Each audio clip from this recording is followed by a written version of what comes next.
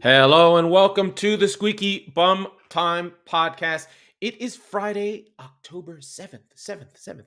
In this episode, we will preview the Premier League match week, talk Liverpool versus Arsenal, which is the big one, little Everton versus Man United, review the Champions League that just passed, and see where we are in the league. But first, housekeeping. First, thank you to the Chop Sports Network. We appreciate those boys being part of our show. And thank you to the Fan Hub folks who listen to the show and everyone around the world who has downloaded. Please, please, please subscribe. We need you. Either follow the show on whatever podcast you listen to. If you're on Facebook, follow the show on Squeaky Bum Time Matchbook group. If you are on Twitch, we are on Twitch. You can follow us there or YouTube to subscribe. Wherever you are, subscribe. We need you. And feel free to join the show. We have a WhatsApp group. I'll put that in the description. If you can't find it, you can find it somewhere else. So that is the beginning of the show. But let's get to it. First things first, we're going to go through the UEFA Champions League scores. Here we go. First, Bayern beat Victoria Pleasant. Don't care about that game. Marseille defeats Sporting. Not a big deal. Porto over Leverkusen. The big one here, Club Brugge defeats Atletico Madrid at home. Cholo Simeone's defensive tactics are failing him. Club Brugge, not a big team. That's Belgium. Wowie wow. Another massive result. Napoli are flying and destroy Ajax. Angela, what say you? Holy cow. Napoli are all over the place. All their players leave. They're still awesome. One of our friends from the Premier League, take the 0-0 draw at Eintracht Frankfurt. Don't like that result for Tottenham, but they don't lose. This is how they want to play. Inter defeat Barca. Barca are insipid. Inter get the win. They are better managed. Liverpool have an easy win, get off the schneid versus Rangers, who put up nothing. 2 goals against Rangers at home is actually not good enough for Liverpool, in my opinion. Trent Alexander-Arnold with the goal. Salzburg over Dinamo Zagreb. They're leading their group. RB Leipzig also leading their group. 3-1 versus Celtic. Chelsea in a good result from my boy Graham Potter over Milan. Milan kind of give up. Lots of injuries. Fine for them. Juve somehow are struggling, but defeat Maccabi Haifa. Don't care about them. Real Madrid batter Shakhtar Donetsk. Somehow only scored 2 goals. This one's crazy. They took 36 shots, 14 on target, and only scored 2 goals. Weird. Dortmund defeats Sevilla. Sevilla, we say goodbye to Julian Lopetegui, who may take the Wolves job. So Sevilla are in trouble. And a 1-1 draw for Benfica versus PSG. Benfica are very, very good. And then my boys and Haaland. Haaland scores 2 more goals in a 5-0 win over Copenhagen. Wow. That's important. We had to get the Champions League out of the way. Now we're going to transition very quickly. Bing, bang, boom. On to the Premier League, which is where we bread and butter. And we say hello to our friends in the Premier League. This week is led off by the massive clash of Arsenal versus Liverpool. Wow. It's Sunday, 8:30 a.m. on the West Coast, 8:30 a.m. on the Pacific Coast, 11:30 on the West Coast. So you guys know that I'm getting up early for these goddamn games. This is another big game and a check-in point for Arsenal. Arsenal played well in their Europa League game against Bodo Glimt. Our friends Bodo Glimt. I actually watched this. Bodo Glimt are pretty good. They really play out from the back, and Arsenal were able to, with their precision, with the mistakes made by Berta, able to really shut them down and beat them with their B team, to be frank. So they have a Thursday, Sunday, but most of the big boys didn't play. And what I liked about Arteta, when Bodo was starting to get back in the game, Arteta was like, no, not today. He brought on the big boys. On comes Jesus. On comes Odegaard. And they're like, we're not letting this slip. We're not giving these guys any quarter at all. So Arsenal sit top of the league.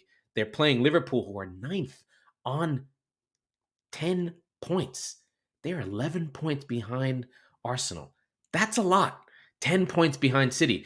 This is a must-win for Liverpool. There's just simply no doubt about it. It's just, this is where it is. This is where Liverpool are. The league and the way City are playing, and to a lesser extent the way Arsenal are playing, are saying you cannot drop points. You cannot drop points. It's only going to be, if there's a push, it's going to be high 80s, early 90s for points to win the league. That's just what it takes. That's where City are. They're not going to lose 5, 6, 7 games. It's just not going to happen. So with Liverpool drawing all these games and kind of not able to get on track, they have we've discussed it. We discussed it at length last week. I mean, in the last episode, how the spacing for Liverpool and where they are and how things fit together is still not quite where it needs to be. And this is not a good time for Liverpool to face Arsenal. Arsenal are grooved. Arsenal have the players to really, really hurt Liverpool. They're better than them in the midfield at this point. They have no injuries. They're grooved. Arsenal have Martinelli to terrorize Trent Alexander-Arnold, and I mean terrorize. And then they even can work on the other side with Saka. So there's no quarter for the weaknesses that Liverpool has right now. If you think about that front six for Liverpool, I mean for Arsenal, Jesus, Saka, Martinelli, Xhaka, and Odegaard. Xhaka being the one who shuttles back and forth, Odegaard playing up top. There's really not a gap where you'd say, oh, this is Liverpool's chance. Now, these are moments. Every one of these games, on paper, we should say, hey, Arsenal are ready for this game. But these are still moments and hurdles that Arsenal has to cross. So at home, they're very good. They just beat Tottenham. And now they have another chance to go again, lift themselves up and go, okay, if we're going to win the league, if we're going to do this, Liverpool are a team we've got to hurdle, because they've been in second the whole time, and they have to be a team that we put to the sword. And I think this is a good time for Arsenal to make that move. And they have the pieces. They have the depth. They were able to get through this Europa game without really any problems. Liverpool, on the other hand, are still a little bit in crisis. We don't know if they can get that defense to a place that feels like it's a place that they can feel comfortable with. Van Dijk, who's his partner? Is it always Matip? Is it always going to work? Is TAA? Can they get the spaces right? I mean, if we really think about it, Liverpool had Thiago, Fabinho, and Henderson in the side, and they still gave up goals. That should never have happened in prior seasons, and it is happening. So we're curious as to where that is going. I'm going to check out some preview information here just to make sure that, we check on injuries. Mohamed El-Neni's out. Emile Smith-Rowe, we know. And Firmino, Robertson should be able to come back in. Curtis Jones is ruled out. Keita and Oxlade-Chamberlain are still out. Arthur is also out this week. Remember Arthur? That was supposed to be a midfield check-in. So Keita, Curtis, Chamberlain, Arthur, and Robertson all in doubt, with only 2 players in doubt for Arsenal. So it's really not close. Liverpool are a little older. Arsenal's still under 25. Incredible stuff. And still just cruising. Arsenal have won their last 7 home games. But Liverpool have kept clean sheets against Arsenal.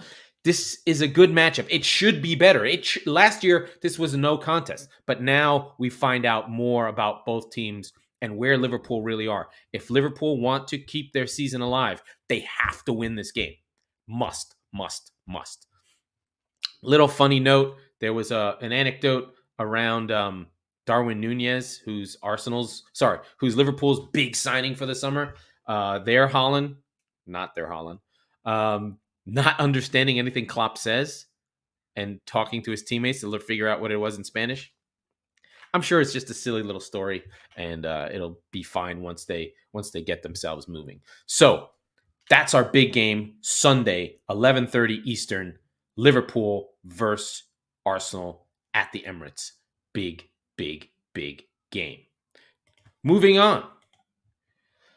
My beloved Manchester City play Southampton. This game is not about whether there's a result to be had. City at home. It's really about whether Erling Haaland, who has been more talked about in more hyperbolic terms than I've ever heard any other player.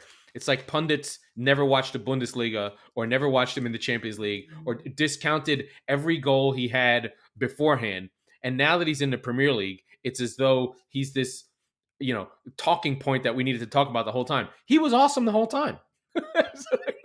I don't understand it. Like the dude had a goal per game average his whole career. And now that he's doing like more than a goal per game in probably the greatest assembly of attacking talent, or sorry, the best coached attacking talent in world football in Manchester City, and he's scoring more, that makes sense. I mean, we should compare this to Lewandowski at Bayern, when he started scoring 40 goals a year. That's what Haaland is. But this is really not about whether City will win or lose, but by how much and whether Erling Haaland can get a fourth hat trick in his last 4 games.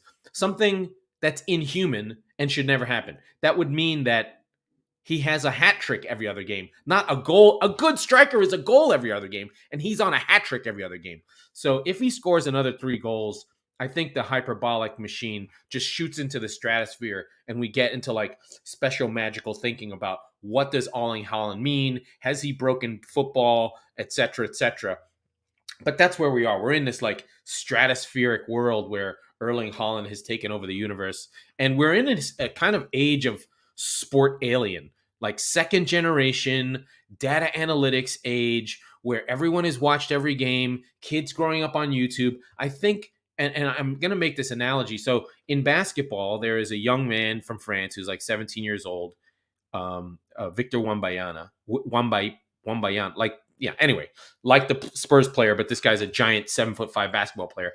And he's coming in and he's incredible and already has talent.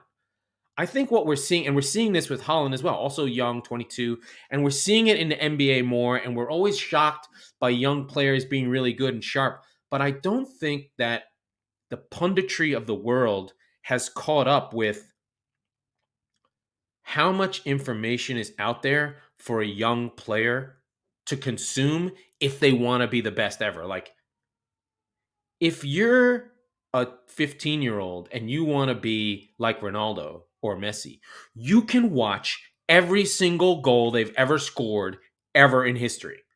And you can try and learn all those things. Or if you want to be like LeBron James, you can watch every LeBron James game. And there's coaching videos upon coaching videos for every single sport. And so players come into leagues just much better. Even if it's not the players, the coaching, the information out there now is so good that if you're at that fraction of a percent of going to be the best of the best, you're coming in with more information and more visual and more opportunity to be the best player ever than ever. And we keep on being shocked by young players being amazing when they've had YouTube their whole lives at this point, right? Like you start at 8 years old. By the time you're 20, that's 10 years. YouTube's been out since 2003. They've had every video since 2010 on their kid life. Anyway, that's a whole nother thing to talk about. But anyway, this game's really about Haaland. And also for Southampton, I'll go through this game, just go through the injuries really quickly. This might be Ralph Hasenhüttl's last game. Apparently there's trouble in paradise. Apparently they're looking towards the end here. It's looking like it's going to end for Ralph Hasenhüttl. Injuries on this one. Stones is out. Calvin Phillips is out. Kyle Walker's really out. Kyle Walker just had surgery on his hamstring, so we won't see him for a very long time. So Sergio Gomez will be the left back and Cancelo will become the right back. A little bit of change won't really affect City too much. That's how good they are. It'll affect them down the road in bigger games. For Southampton, Lavia and Livramento out. Both really good players. Kind of a shame because they bring some attacking prowess to the team. The thing to look for within Southampton is Bella Kotchep and Salisu. Both really good. Bazzuno. There's a lot of good young players on the Southampton side, but you don't know what you're going to get from week to week. They could win 2-1 and steal one or get blown out 5-0. So you just don't know what's going to happen. And they've gotten rid of kind of all their vets. They just really have James Ward-Prowse to carry on all these things. So we'll see where they are. It's just, what are they supposed to do? Southampton have lost 4 of their last 5, so they head in with bad form.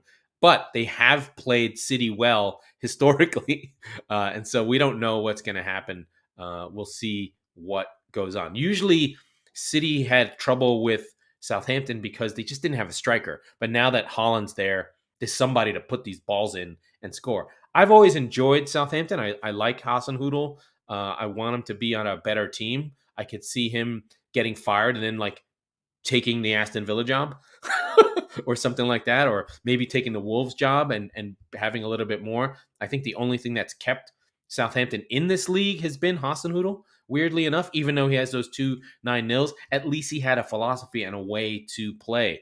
So, but this is really about, can Haaland score more goals? Grealish playing well. City coming off an amazing result, an easy result against Copenhagen. This is the thing with City. When they're playing well, everything looks easy.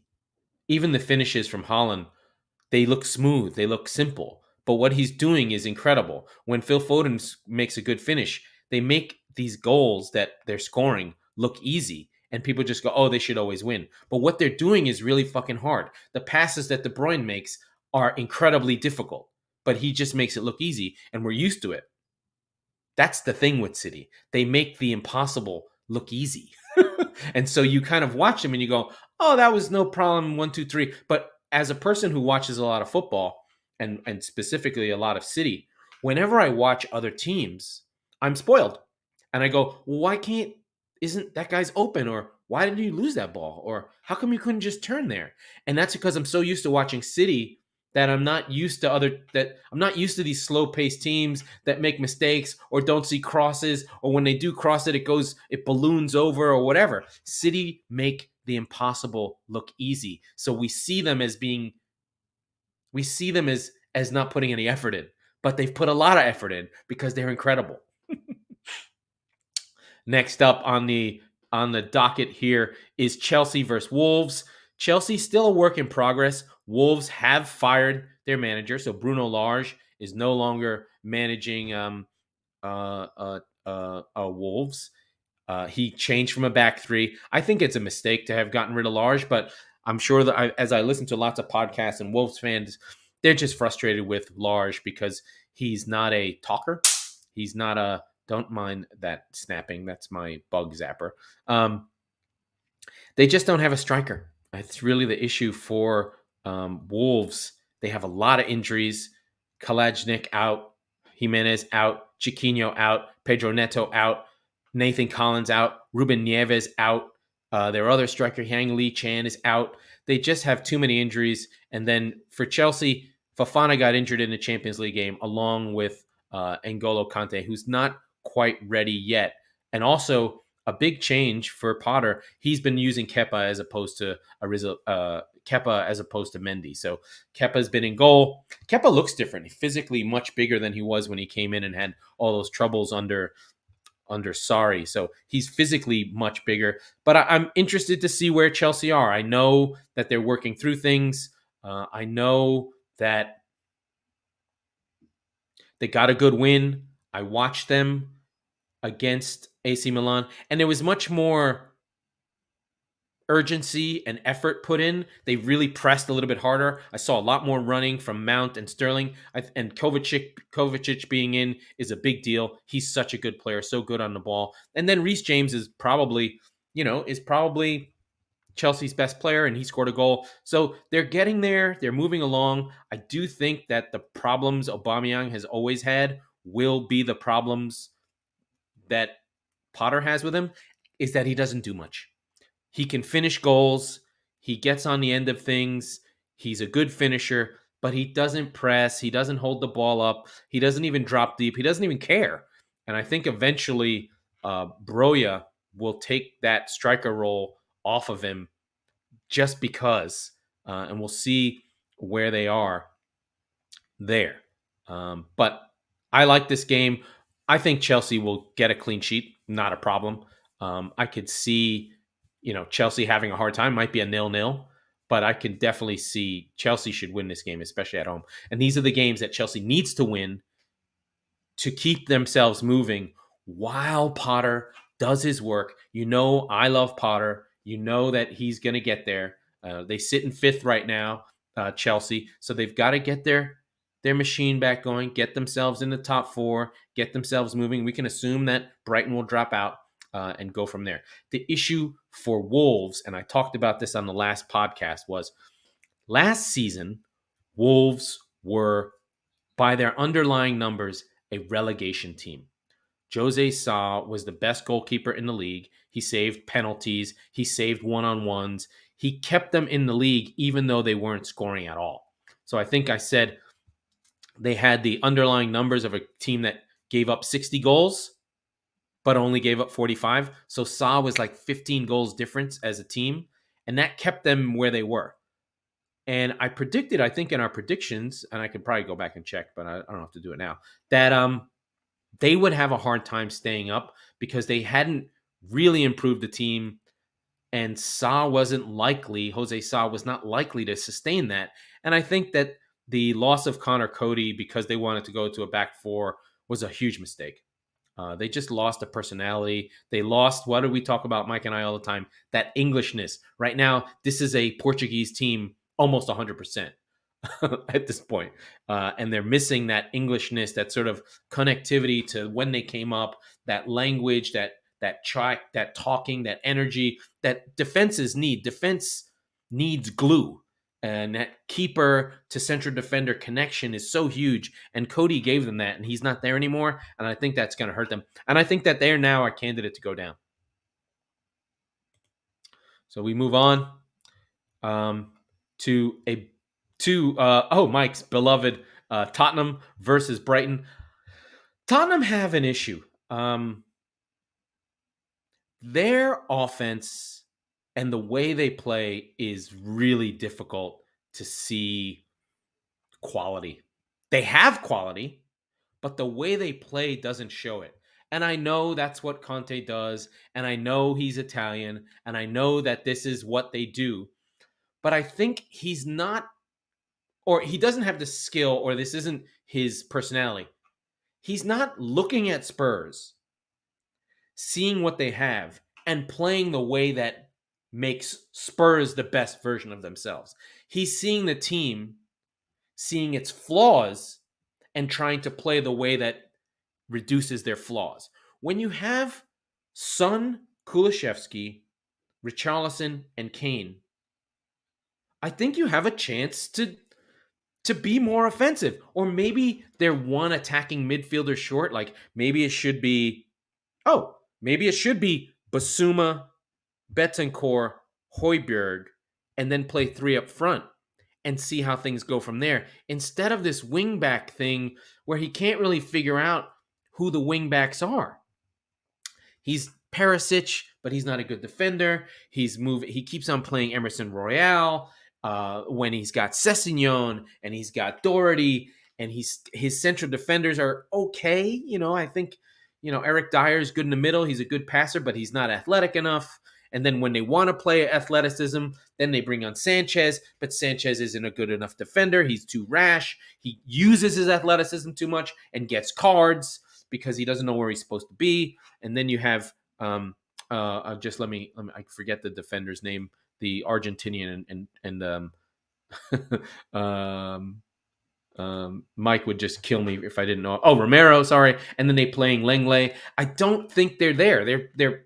They're playing a way that doesn't expose their strengths. Now, they're not losing, and they could have easily gotten a draw or a win against Arsenal. They're not playing bad, but I just wonder if something's amiss. And I wonder how Spurs fans feel, and I wonder if Mike, in a moment of not losing his mind, could sort of be more honest with himself and wonder if there's something in between. Again, if Potter had got a hold of Tottenham versus Conte. Now, Conte's a winner. I get it. It's tough. This isn't easy. These aren't easy decisions. But I just wonder for Spurs if they're the right players. Now, let's go through the game. Mora's out. Kulusevski's out. Tanganga is still out. And Royal's serving a red card. That's actually going to help Spurs because Royale tends to have problems. On the Brighton side, which you haven't talked about, Motor and Mwepo are out, but they still have their group. So, they're coming off Trossard, Gross, Welbeck, Caicedo, Alistair, Esteban, March, Webster, Dunk, Veltman. I mean, I know this Brighton team so well I can name it, but they played really, really well against Liverpool. They're going to be more open now under De Zerbi. De Zerbi's team in Sassuolo almost led the league in goals against while scoring tons. So they're super open.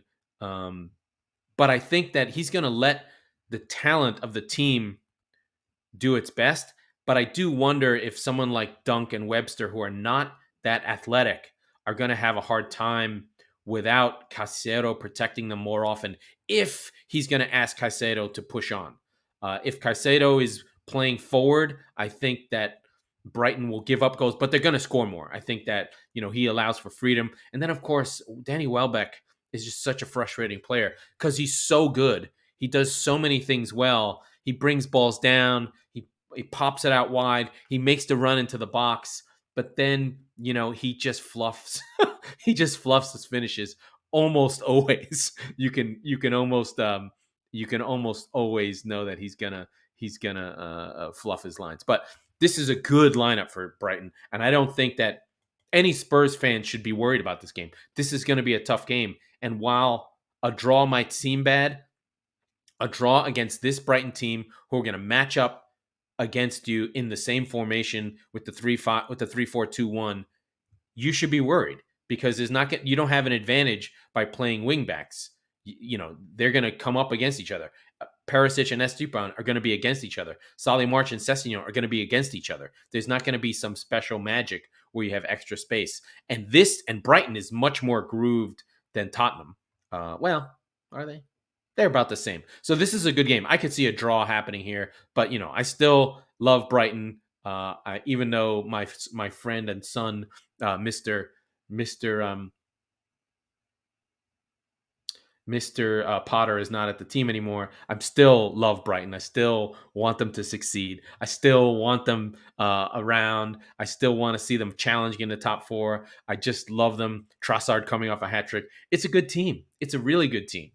And I think this is definitely the game of the weekend aside after Liverpool versus Arsenal. Oh, definitely check in to Brighton Tottenham. It's the late game on Saturday. It's the late kickoff. So check that one out and really enjoy it and get far down the road.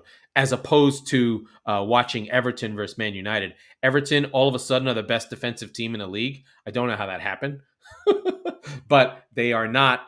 Their underlying numbers are not the best defense in the league. So Jordan Pickford has been standing on his head. Most of that standing on his head came from the Liverpool game where they got the 0-0.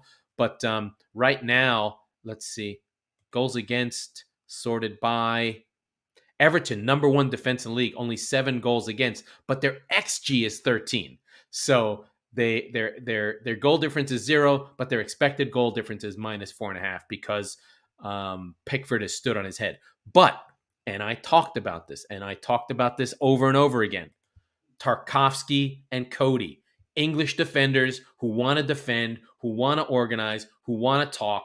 Those guys matter. Everyone talks about playing out from the back. Everyone talks about all these things.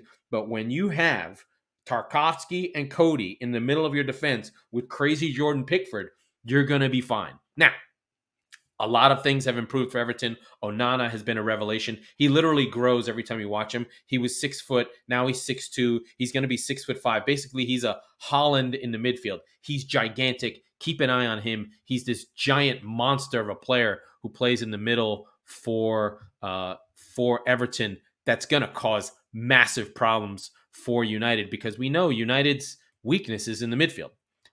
They just don't have anyone of the quality of Onana. And again, also keep an eye on Iwobi and Idrissa Gueye. So they're starting to get a unit. Like I'm starting to like what's happening with Everton. Now, Seamus Coleman has to come back into the defense.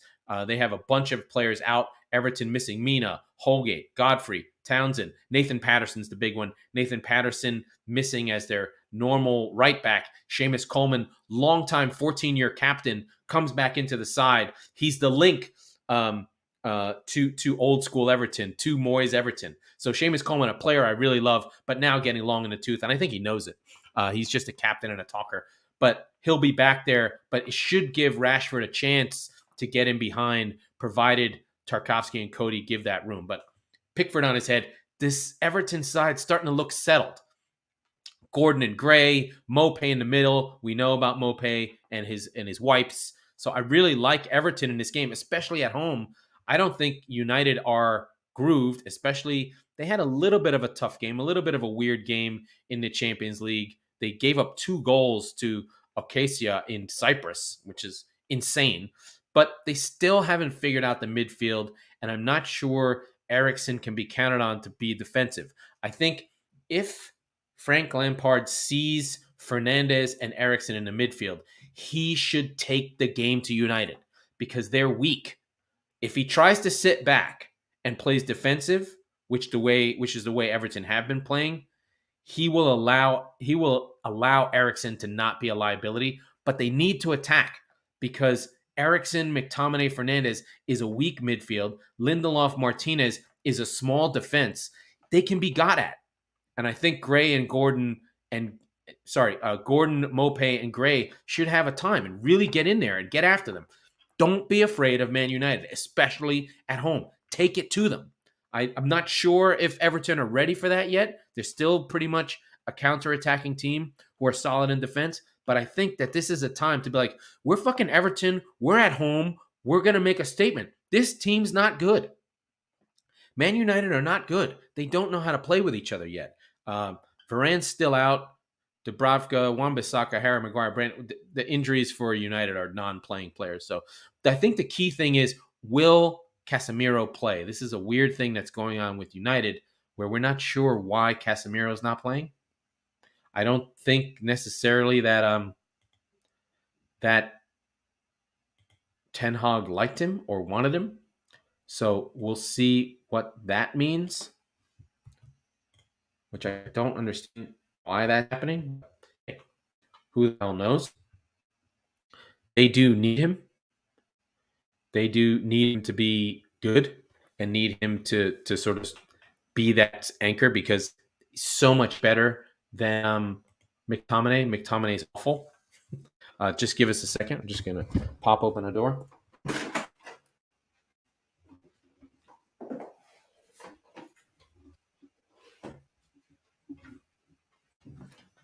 I'm back. Try and edit that out later. But yeah, I'm not quite keen on what United is up to. And I think Everton can get something from this game. And if I was still looking at the bet, I would bet on Everton to win for sure. So now we go down to the rest of the games that are going on today. Newcastle, Brentford, Bournemouth v Leicester, West Ham, Fulham, Crystal Palace, Leeds, Nottingham Forest versus Everton. I will give you some quick takes on each one.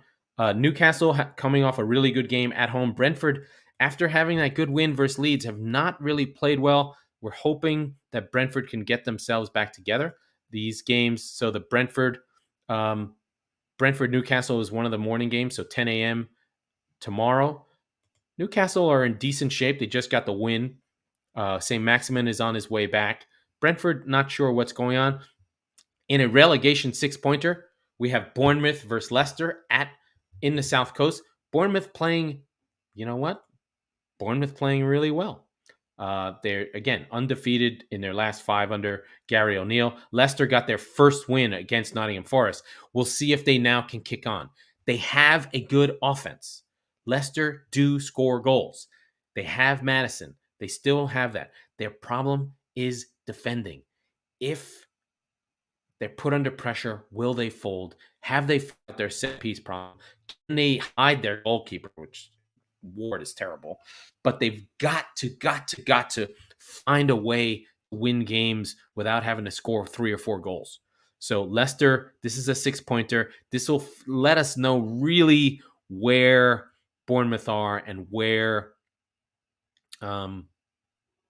where Bournemouth are and where Leicester really are. Are they really turned it around? Can they really score a goal? So they have a top 8 offense, but they have a bottom 3 defense. So they've got to figure out how to score goals while still defending. They've just got to get a little bit better.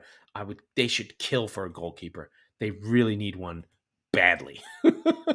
But I'll be checking that game out because I kind of like Leicester. Have a soft spot for them, and I kind of like Bournemouth too. The red and white looks cool.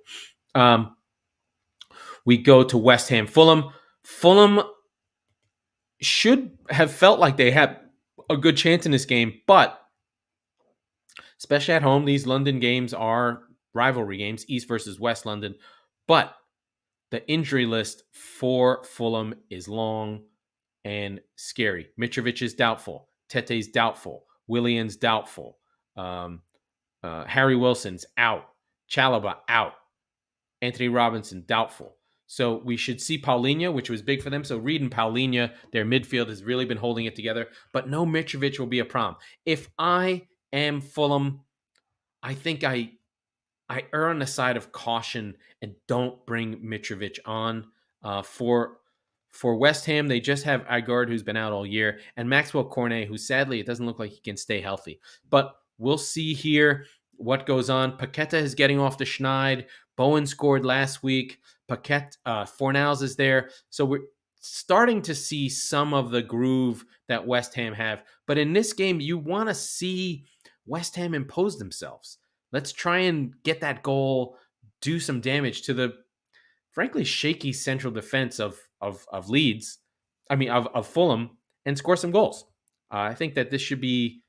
Fulham are going to want to be on the ball, so maybe it'll go into West Ham's hands. But I think Paulinho will be the key. That key battle of Paulinho versus Rice in the midfield. Reed and Paulinho versus Souček and Rice to control who's winning those balls. And if Fulham are winning those balls in the middle, then I think they have a good chance of winning, provided Mitrovic is there. But I'm not sure if they want to play. So they're sweating the fitness of Robinson, Mitrovic, and Willian.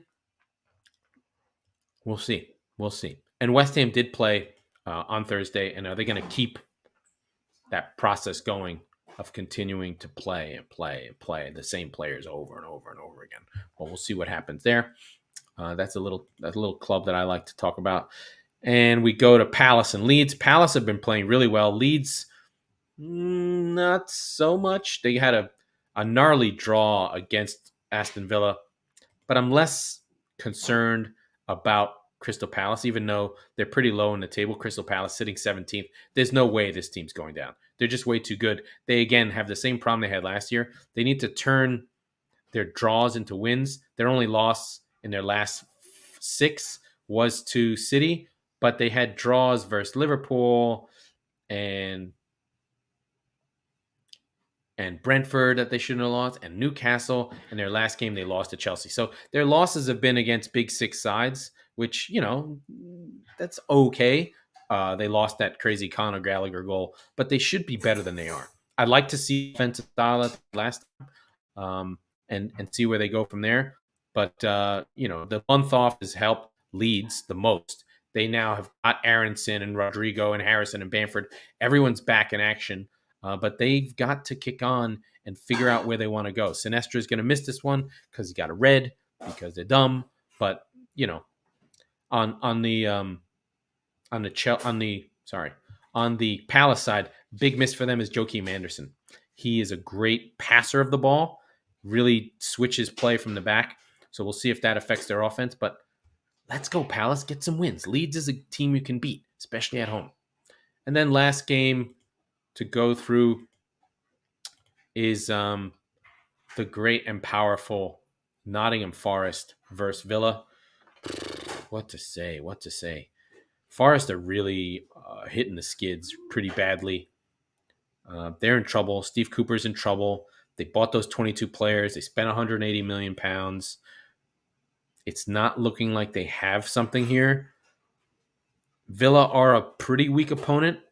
To be fair, they have not grooved at all under Gerrard. They've only improved marginally. I could see Villa losing this game pretty easily, but Forest are bad. But an away game, Midlands, Forest, you never know. I mean, I put Aston Villa at a slight favorite, but I don't trust them until I trust them. But these are the games that Villa should win and have to win. But I do think that if Forest lose, Cooper could lose his job, and then we'll be in a real shit show. But there's a lot of managers out there. There's Dyche. There's Benitez. There's just tons of managers floating out there. Pochettino. I don't know who would take the Forest job, but there's lots. And the owner of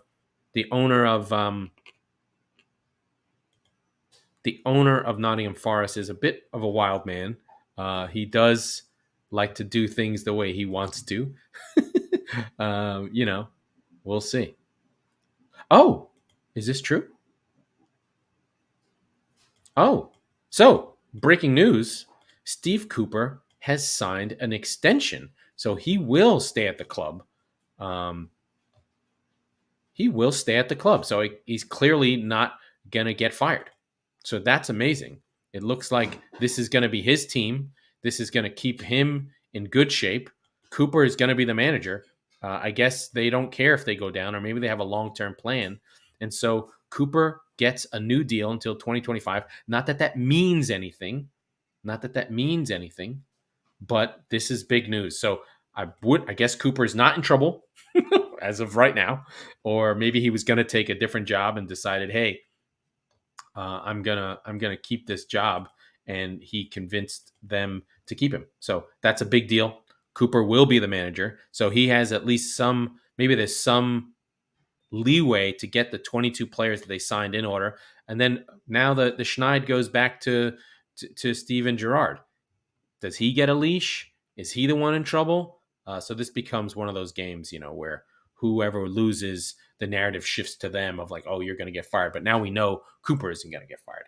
So that is that. Let us summarize the schedule, get everything cleared away so you know what's what and when. Here we go. The schedule for... Oh, here we go. Sorry. What the... The schedule for the week's games looks... What the heck going... Oh, I was looking at the Nottingham Forest schedule. That was the problem.